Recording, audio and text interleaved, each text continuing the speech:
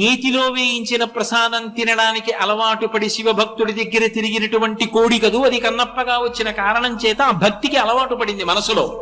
అలవాటు పడి మాంసాన్ని శివుడికి నైవేద్యం పెడతాడు. తనకి తెలిసిన్నటువంటి శివభక్తి తనది. ఆయన ఇక్కడ అశుతోషుడు నువ్వెంత పూజ చేశావు ఇక్కడ చూడ్డం.